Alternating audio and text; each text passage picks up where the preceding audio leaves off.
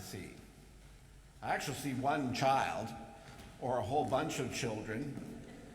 Sometimes she probably is more adult than the rest of us, right? Hi. What's your name? Emma? Emlyn. Lovely name. Thank you, Emlyn. Glad you're here. Glad everybody's here. I'm going to talk to everybody. Is that okay? That way you're not just centered out by everybody. When you get frightened, Emlyn, what do you do?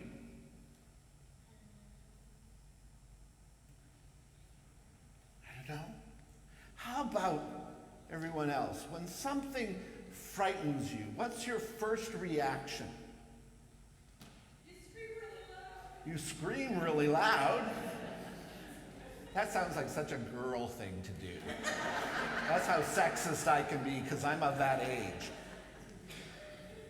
What do? If you see something that frightens you, what happens? You run away. Mm-hmm. You scream. You yell. I think you do something else very quickly that you might not even think about. How many of you, when you see... Pray. That's a good church answer, isn't it? I want you to think about something that we kind of do as a reaction. Jump. We sometimes use a little bit of colorful language, sure. But what about closing your eyes? Any of you do that? Sometimes at the most ridiculous time, like something's happening in the car while you're driving, and it's a little bit frightening, and what do? You close your eyes? It's a really strange thing to do, isn't it? But our reaction to something that frightens us is often to close our eyes, or when you were little, cover your eyes.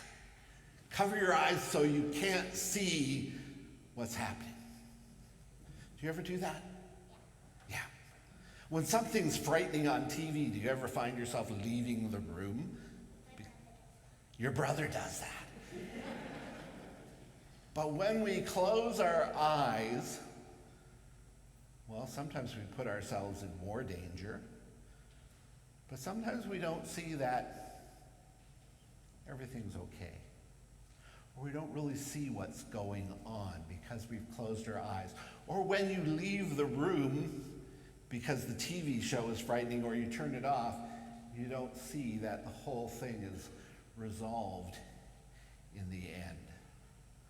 Some of you are old enough to remember a television show called Flipper. Anyone remember that Flipper?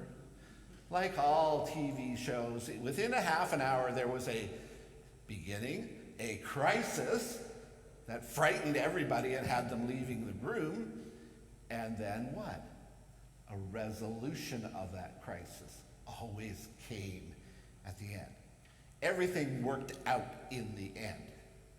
But if you, like your brother, left the room and didn't see that it worked out in the end, everything always ended up bad.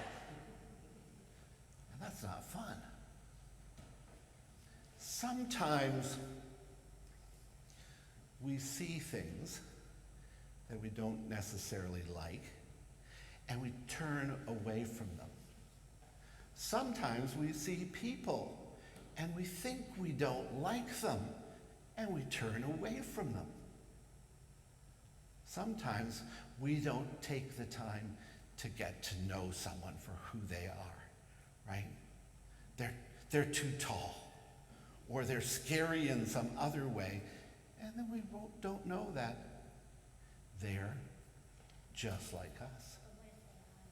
But what if they are scary? Well, maybe we need to take the time to get to know that for sure. And maybe once we're nice to them, they'll be nice to us. That's right. Yeah, sometimes we just jump to a conclusion about someone, decide that they're bad because, well, that's what other people tell us. And that might not be right. We need to keep our eyes open and see and understand who people are and love them because God loves them. Love them even in spite of the fact that they might be hard to get along with or anything else. Right? Okay. Thank you for listening.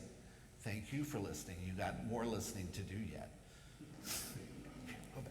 What's next? Off to Sunday school? No.